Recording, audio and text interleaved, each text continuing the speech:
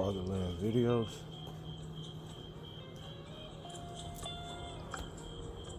I hope y'all don't mind redoing the mythology read. We're gonna be reading The Comet by W.E.B. Dubois again. I had a problem with getting the video locked into my recordings. It wasn't anything I feel that YouTube or Facebook had did. It was just my clerical ignorance skills. So we're going to be reading that again tonight. And I think that'll be cool because at the end,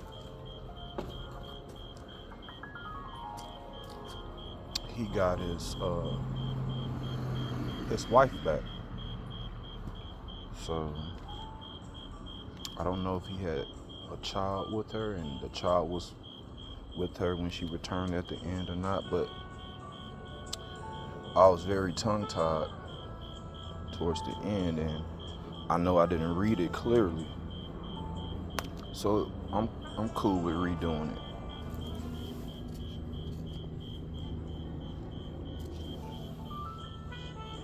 So let me cut this light off.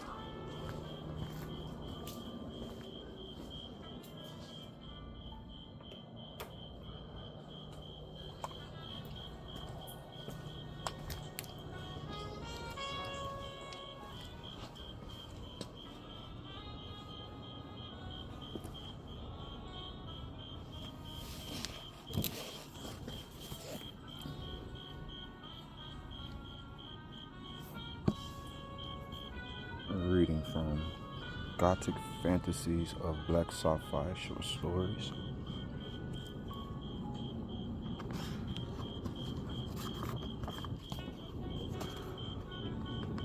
Forward by Timmy O.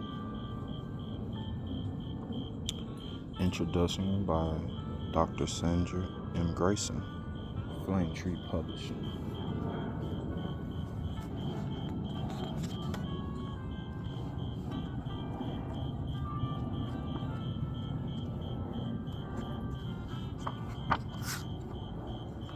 On the page,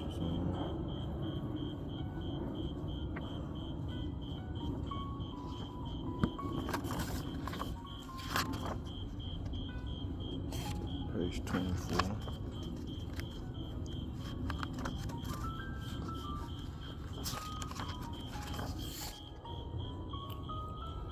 W.E.B. Du Bois is a very popular author, and we're going to see how we can get our hands on some more of his work. But anyway, we're here on page 24, The Comet. He stood a moment on the steps of the bank, watching a human river that swirled down Broadway. Few ever notice him, save in the way they stone. He was outside the world, nothing, as he had said bitterly. Bits of the words of the walkers came to him. The comet, the comet. Everybody was talking of it. Even the president, as he entered, smiled patronizing at him. Asked, "Well, Jim, are you scared?" "No," said the messenger sourly. "I thought we journeyed through the comet's tail once." Broke in the junior clerk affably. "Oh, that was Haley's," said the president. "This is a new comet." "Quite a stranger." "They say wonderful." "Wonderful. I saw it last night." "Oh, by the way, Jim," turning again to the messenger, "I want you to go down into the lower vaults today." The messenger followed the president silently. Of course, they wanted him to go down to the lower vaults. It was so dangerous for more valuable men. He smiled grimly and listened.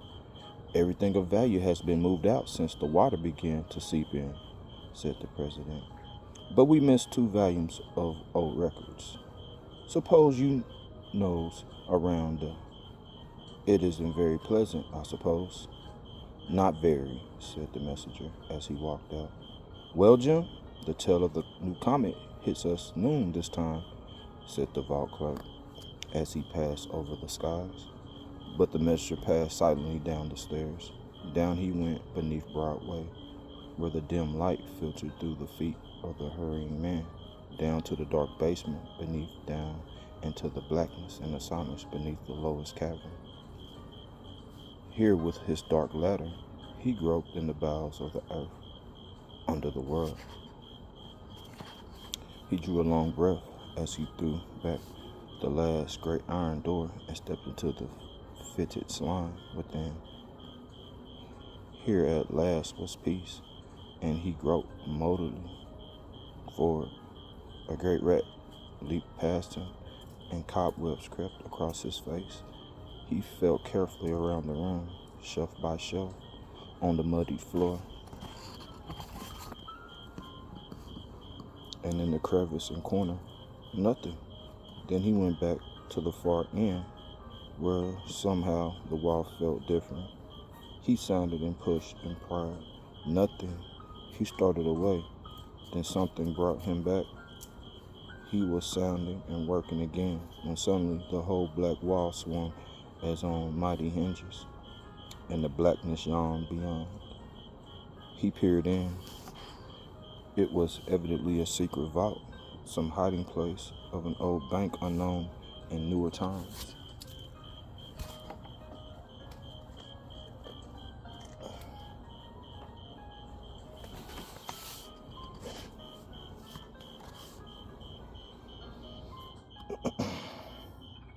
He entered hesitantly.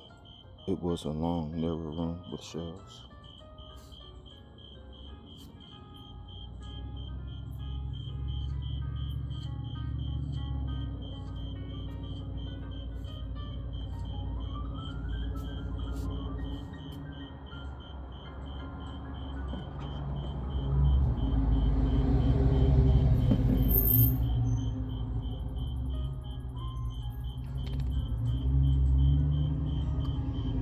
And at the far end, an old iron chest on a high shelf lay 2 missing volumes of records and others.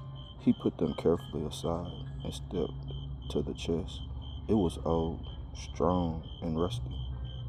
He looked at the vast and old-fashioned lock and flashed his light on the hinges.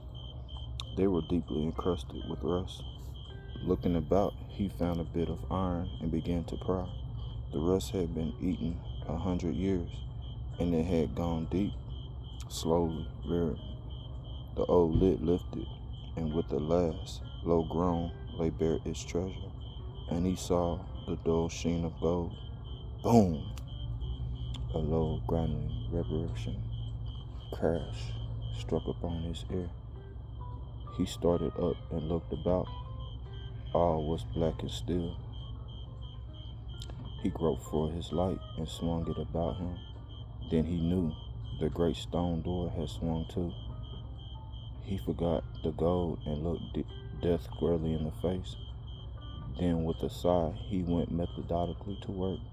The cold sweat stood on his forehead, but he searched, pounded, pushed, and worked until after what seemed endless hours, his hand struck the cold bit of metal, and the great door swung again harshly on its hinges, and then, striking against something soft and heavy, stopped.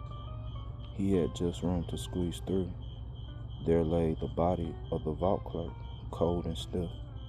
He stared at it and then felt sick and nauseated. The air seemed uncomfortably foul, with a strong, peculiar odor. He stepped forward, clutched at the air, and fell fainting across the corpse. He awoke with a sense of horror, leaped from the body, and groped up the stairs, calling to the guard. The watchman sat asleep. The watchman sat as if asleep, with the gate swinging free. With one glance at him, the messenger hurried up to the sub-vault. In vain, He called to the guards. His voice echoed and re-echoed weirdly. Up into the great basement he rushed. Here another guard lay prostrate on his face, cold and still. A fear arose in the messenger's heart. He dashed up to the cellar floor, up into the bank. The stillness of death lay everywhere, and everywhere bowed, bent, and stretched the silent forms of men. The messenger paused and glanced about. He was not a man easily moved, but the sight was appalling. Robbery and murder, he whispered slowly to himself, as he saw the twisted, oozing mouth of the president where he lay, half buried on his desk. Then a new thought seized him. If they found him here alone, with all this money and all these dead men, what would his life be worth? He glanced about, tiptoed cautiously to the side door, and again looked behind. Quietly he turned to the latch and stepped out into the Wall Street. How silent the street was. Not a soul was stirring, and yet it was high noon. Wall Street, Broadway. He glanced almost wildly up and down. Then across the street, as he looked, a sickening horror froze in his limbs. With a choking cry of utter fright, he lunged, leaned giddily against the cold building, and stared helplessly at the sight. In the great stone doorway, 100 men and women and children lay crushed and twisted and jammed, forced into the great gaping door like a refuse in a can. As if one wild frantic rush to safety, they had rushed and ground themselves to death. Slowly, the messenger crept along the walls, wetting the parched mouth and trying to comprehend, stilling the tremor in his limbs and the rising terror in his heart. He met a businessman, silk-hatted and frock-coated, who had crept too along the smooth wall and stood now stone dead with wonder written on his lips. The messenger turned his eyes hastily away and sought the curb. A woman leaned wearily against the signpost, her head bowed motionless on her lace and silken bosom. Before her stood a streetcar, silent, and within but the messenger but glanced and hurried on. A grimy newsboy sat in the gutter with the last edition in his uplifted hand. Danger! Screaming black headlines. Warning wired around the world. The comet's tail sweeps past us at noon. Deadly gases suspected. Closed doors and windows. Seek the cellar. The messenger read and staggered. Far out from a window above, a girl lay with gasping face and sleeveless on her arms. On the store steps sat a little, sweet-faced girl looking upward towards the sky, and in the carriage by her lay, but the messenger looked no longer. The cords gave away, the terror burst in the veins, and with one great gasping cry, he sprang desperately forward and ran as only the frightened run, shrieking and fighting the air until, with one last wail of pain, he sank on the grass of Madison Square and lay prone and still. When he arose, he gave no glance at the still and silent forms of the benches, but, going to the fountain, bathed his face, then hiding himself in a corner away from the drama of death, he quietly gripped himself and thought the thing through. The comet had swept the earth, and this was the end. Was everybody dead? He must search and see.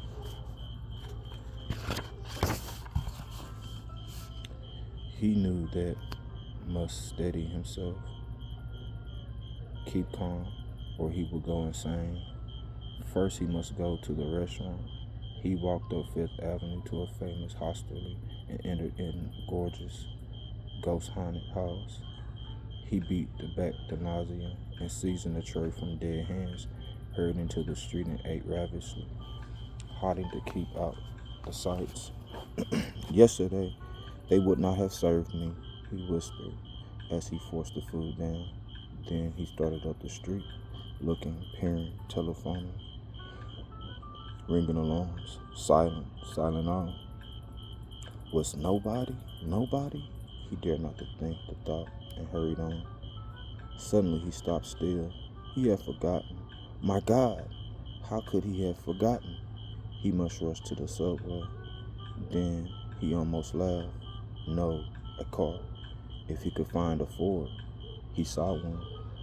Gently he lifted off its burden and took his place on the seat. He tested the throttle. There was gas. He glided off. Shivering and drove up the street. Everywhere stood, lean, lunged, and lay the dead in grim and awful silence. On he ran. What, girl? You trying to play? I say, girl. Don't you bite my ankles.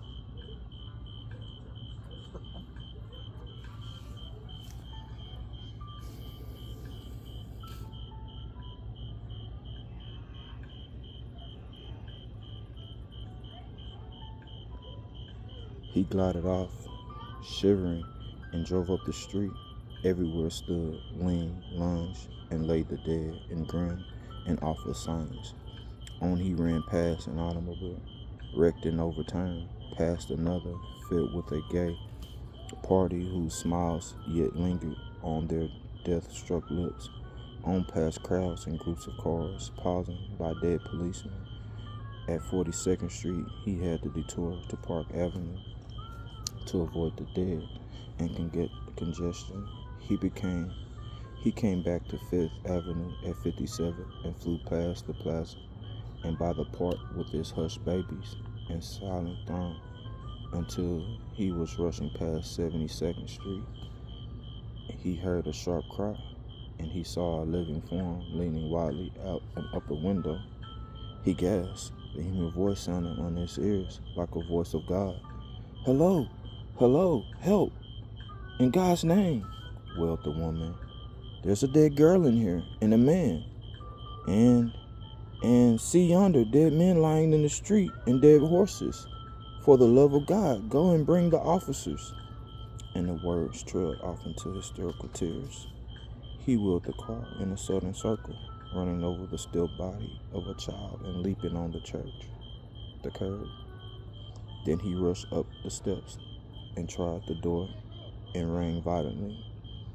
There was no long pause, but at last the heavy door swung back. They stood a moment in silence. She had not noticed before that he was a Negro. He had no thought of her as a white. She was a woman of perhaps 25, rarely beautiful and richly gowned.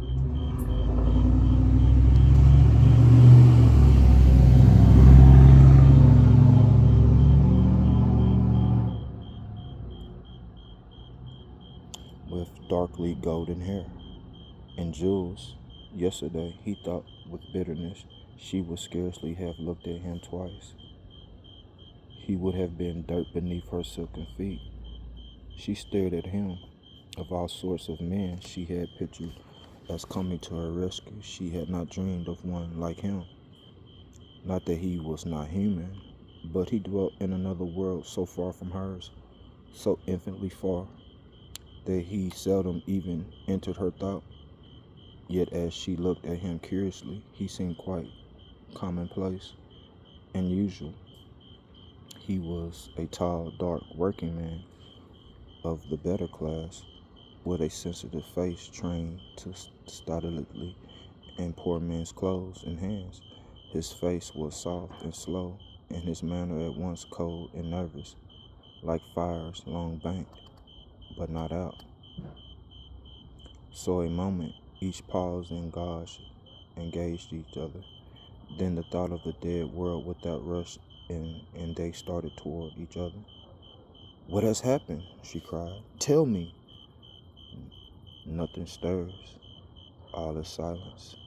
I see the dead strewn before my window, and windowed by the breath of God. And see, she dragged him through the great silken hangings to where, beneath the sheen of mahogany and silver, a little French maid lay stretched in a quiet, everlasting sleep.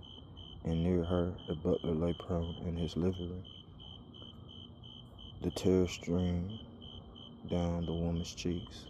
and she clung his arm until the perfume of her breath swept in his face and felt the tremors racing through her body.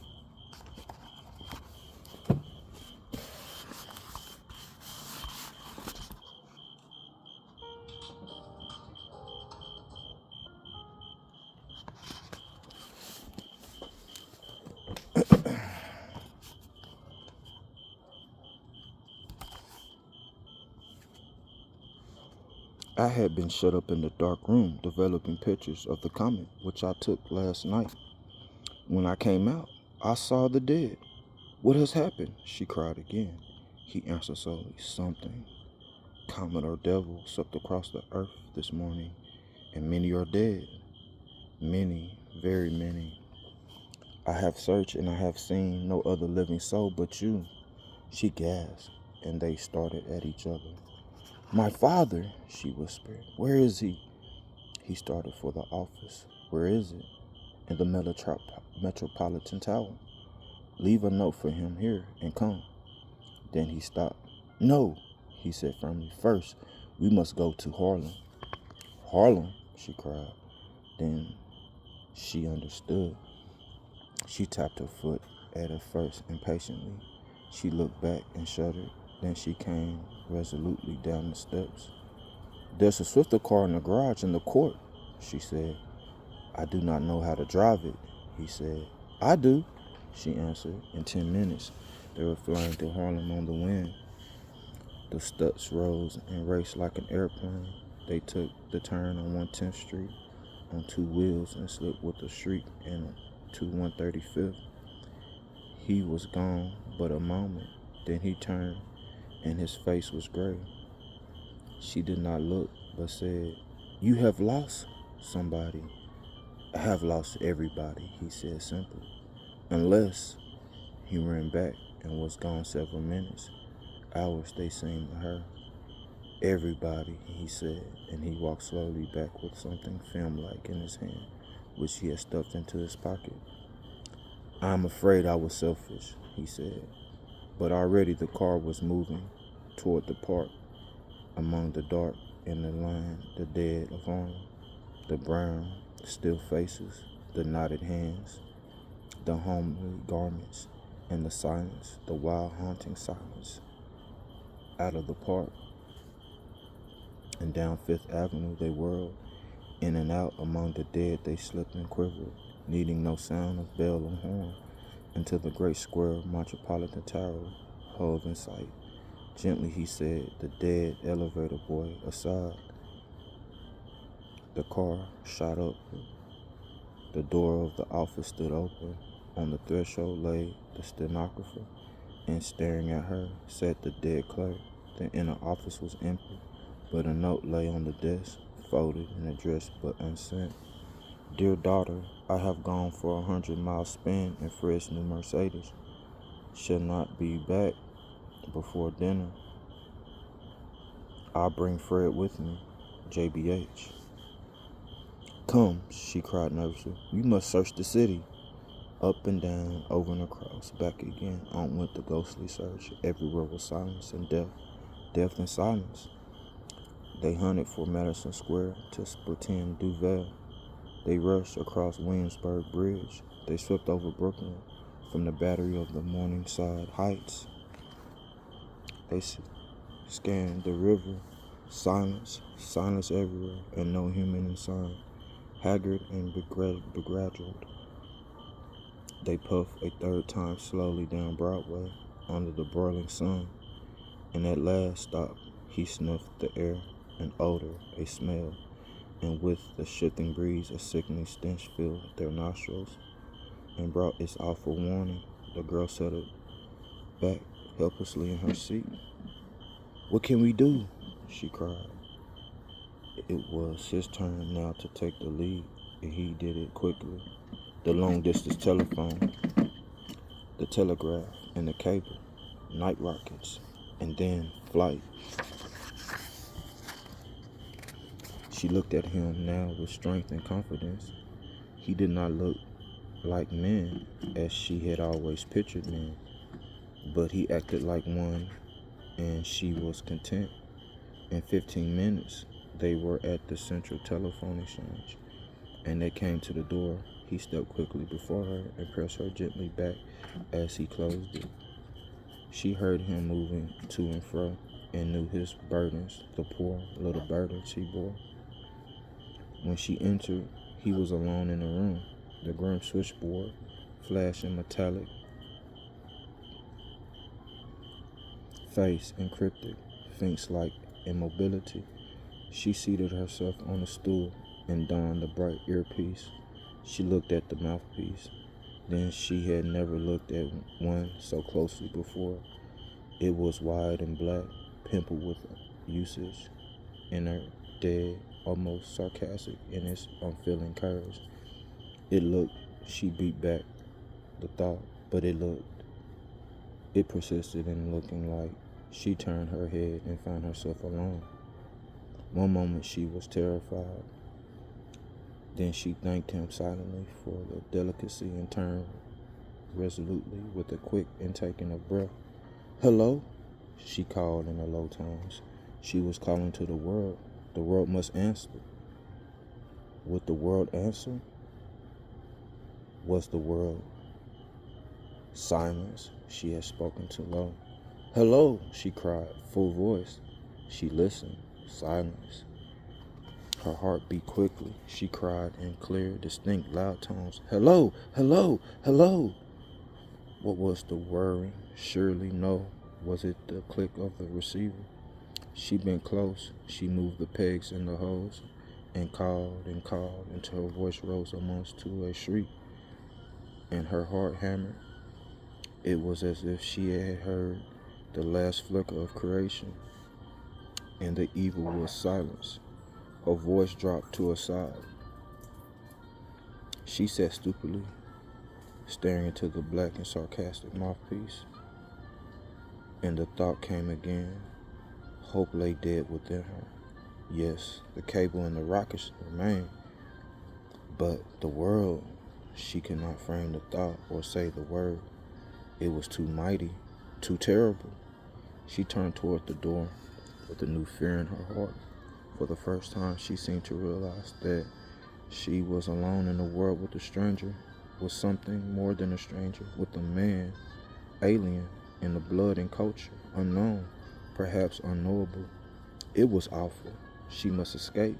She must fly. He must not see her again. Who knew what awful thoughts?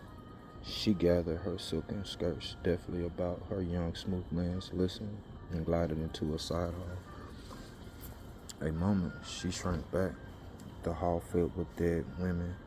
Then she leaped to the door and tore at it with bleeding fingers until it swung wide.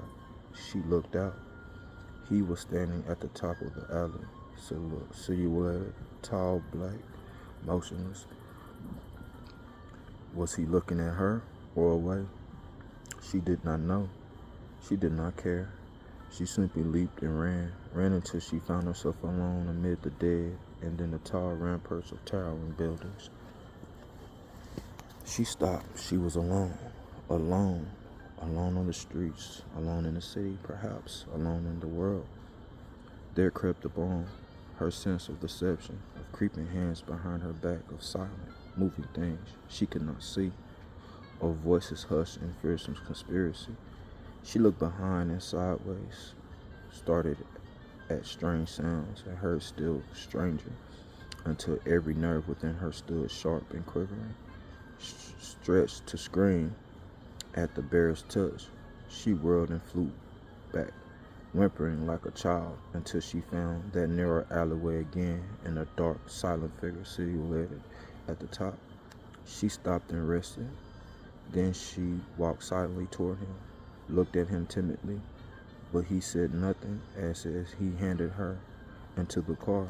Her voice caught as she whispered, "Not that." And he answered slowly, "No, not that." She climbed into the car. She bent forward on the wheel and sobbed with great, dry, quivering sobs as they flew toward the cable office on the east side, leaving a world of wealth and prosperity for the world of poverty and work. In the world behind them were death and silence, grave and grim, almost cynical, but always distinct. Here it was hideous. It clothed itself in a very ghastly form of terror, struggle, hate, and suffering. It lay wreathed in crime and squalor, greed and lust. Only in its dread and awful silence was it like to death everywhere. Yet as two, flying and alone, looked upon the horror of the world slowly, gradually, the sense of all enveloping death deserted them. They seemed to move in a world of silent and asleep. They seemed to move in the world of the silent and asleep, not dead. They moved in quiet reverence, lest somehow they will awake these sleeping forms who had at last found peace. They moved in some solemn, worldwide friedhof above some mighty arm and waved its magic wand. All nature slept until, and quick with the same startling thought, they looked into each other's eyes. He ashen and she crimson, with unspoken thought. To both the vision of the mighty beauty and vast unspoken things swelled in their souls, but they put it away.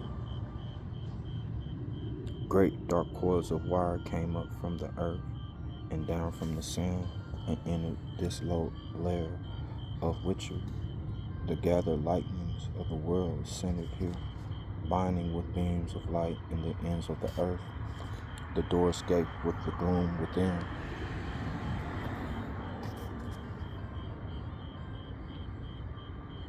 He paused on the threshold. "Do you know the code?" she asked. "I know the call for help. We used it formerly at the bank."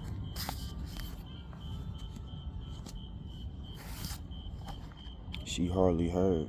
She heard the lapping of the waters far below, the dark and restless waters, the cold and alluring waters, as they called. He stepped within. Slowly she walked to the wall, where the water called below, and stood and waited. Long she waited, and he did not come.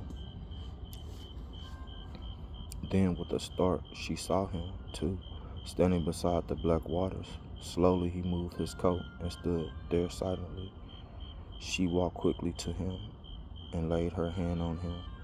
He did not start or look. The waters lapped on in luring, deadly rhythm. He pointed down to the waters and said quietly, "The world lies beneath the waters now. May I go?" She looked into his stricken, tired face, and a great pity surged within her. She answered in a voice clear and calm, "No." Upward they turned toward life again and seized the wheel. The world was darkling twilight, and great, gray and pall was falling mercifully and gently on the sleeping dead. The ghastly glare of reality seemed replaced with the dream of some vast romance. The girl silently back as the motor whizzed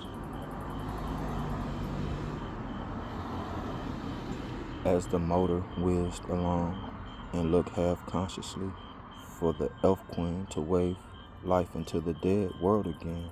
She forgot to wonder at the quickness within which he had leaned and to drive her car. He had learned to drive her car. It seemed natural, and then now they whirled and swung into Madison Square, and at the door of the Metropolitan Tower, she gave a low cry, and her eyes were great. Perhaps she had seen the elf queen. The man led her to the elevator of the tower, and deftly they ascended. In her father's office they gathered the rugs and chairs, and he wrote a note and laid it on the desk. Then they ascended to the roof, and he made her comfortable. For a while she rested and sank to a dreamy silence, watching the worlds above and wondering. Below lay the dark shadows of the city, and afar the shining of the sea. She glanced at him timidly as he set food before her and took a shawl and wound her in it and wound her in it.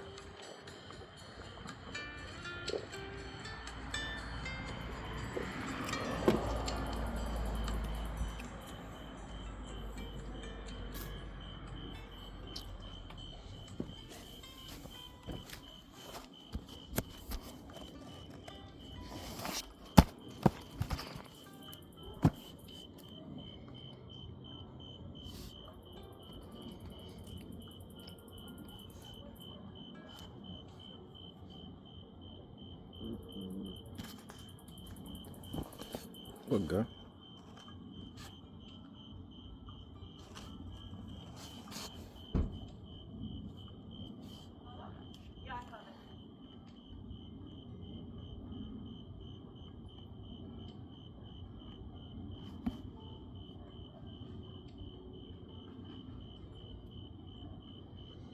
Touching her reverently yet tenderly, she looked up at him with thankfulness in her eyes, eating what he served. He watched the city. She watched him. He seemed very human, very near now.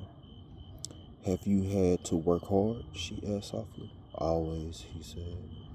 I have always been idle, she said. I was rich. I was poor, he almost echoed. The rich and the poor are met together, she began and he finished. The Lord is the maker of them all. Yes, she said slowly. And how foolish our human distinctions seem now, looking down to the great dead city stretched below the swimming and unlighting shadows. Yes, I was not human yesterday, he said.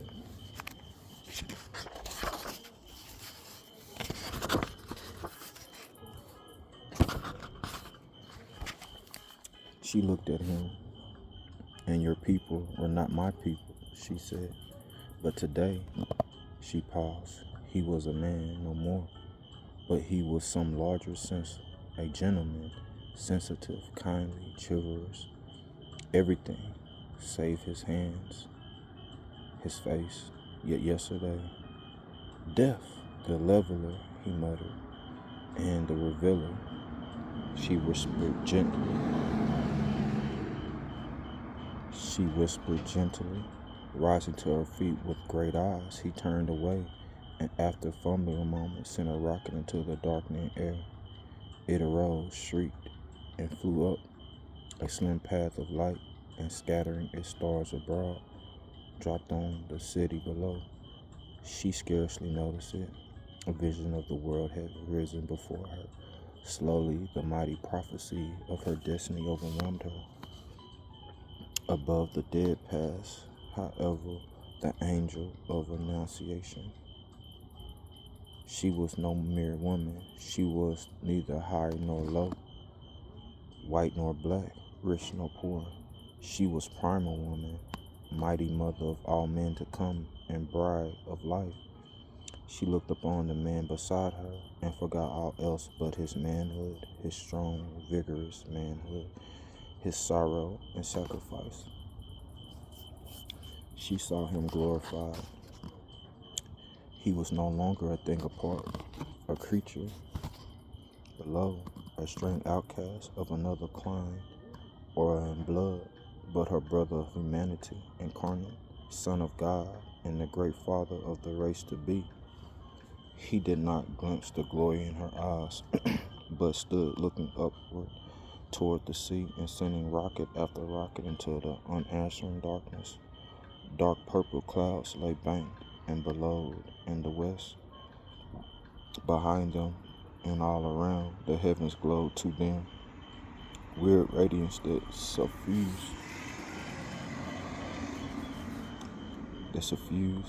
the darkening world and made almost a mirror, a minor music. Suddenly, as though gathered back in some vast hand, the great cloud curtain fell away.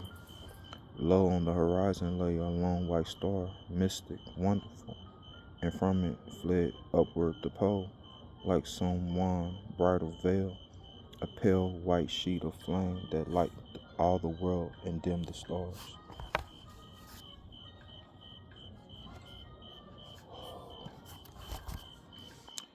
In fascinated silence, the man gazed at the heavens and dropped his rockets to the floor.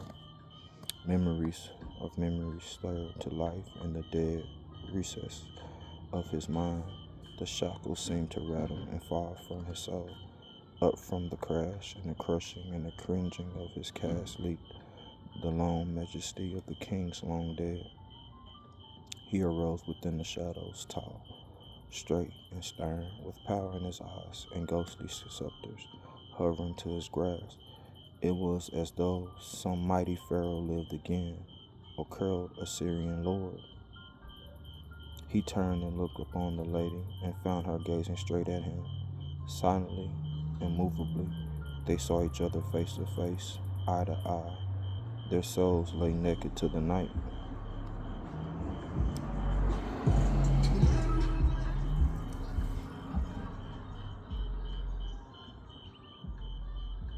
It was not lust, it was not love. It was some vaster, mightier thing. They needed neither touch of body nor thrill of soul. It was the thought of divine splendor. Slowly, noiselessly, they moved toward each other. The heavens above, the seas around, the city grimmer, dead below. He loomed from out the velvet shadows, vast and dark. Pearl white and slender, she shone beneath the stars. She stretched her jeweled hands abroad. He lifted up his mighty arms, and they cried each other to each other. Almost with one voice, the world is dead. Long live the honk honk. Hoarse and sharply, the cry of a motor drifted clearly up the silence below. They started backward, with a crying gaze upon each other, with eyes faltered and fell, with blood that boiled. Honk honk honk honk. Came the mad cry again, and almost from their feet a rocket blazed into the air and scattered into the stars upon them. She covered her eyes with her hands and her shoulders heavy. He dropped the bow and gropingly blinded on his knees above the floor. A blue flame spluttered lazily after an age, and she heard the scream of an answering rocket as it flew. Then she stood still as death, looking to the opposite ends of the earth. Clash, clang, clang. The roar and the ring of swift elevators shooting upward from the below made the great tower tremble, and murmur and the babble of voices swept upon the night. All over once dead the city, lights blinked, flickered, and flamed, and then with a sudden clanging of the doors, entrance to the platform was filled with men, and one with white flying hair rushed to the girl and lifted her to his breast. My daughter, he sobbed. Behind him hurried a younger, a comelier man, carefully clad in motor and costume, who bent above the girl with passionate solicitude and gazed into her staring eyes.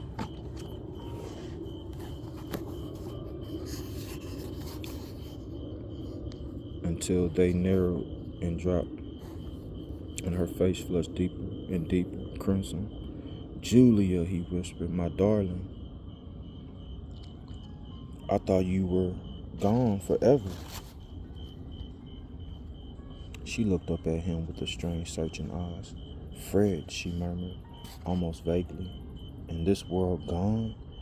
Only New York, he answered. It is terrible, awful, you know, but how you escaped? How did you escape? How have you endured this horror? Are you well, unharmed? Unharmed, she said. And this man here, he asked,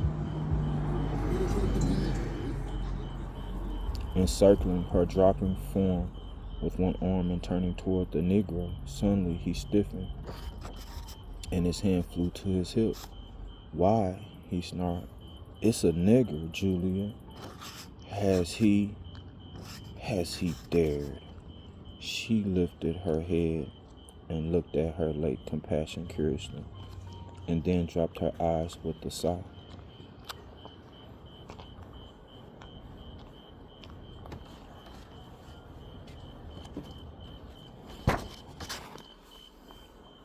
He has dared all to rescue me, she said quietly, and I thank him much. But she did not look at him again. As the couple turned away, the father drew a roll of bills from his pockets. Here, my good fellow, he said, thrusting the money into the man's hands. Take that. What's your name? Jim Davis, answered the hollow voice. Well, Jim, I thank you. I've always liked your people. If you ever want a job, call on me. And they were gone. The crowd poured up and out the elevators, talking and whispering. Who was it? Are they alive? How many? 2? Who was saved? A white girl and a nigger. There she goes. A nigger? Where is he? Let's lynch the damned. Shut up. He's alright. He saved her. Saved hell. He had no business. Here he comes. Into the glare of electric lights, the colored man moved slowly with the eyes of those that walk in the sleep. Well, what do you think of that? Cried a bystander. Of all New York, just a white girl and a nigger. The colored man heard nothing. He stood silently beneath the glare of the light, gazing at the money in his hand. And shrinking as he gazed, slowly he put his other hand into his pocket and brought out a baby's film cap and gazed again. A woman mounted to the platform and looked about, shading her eyes. She was brown, small, and toil-form, and in one arm lay the corpse of a dark baby. The crowd parted, and her eyes fell on the colored man. With a cry, she tottered toward him. Jim! He roared again with a sob of joy, caught her in his arms.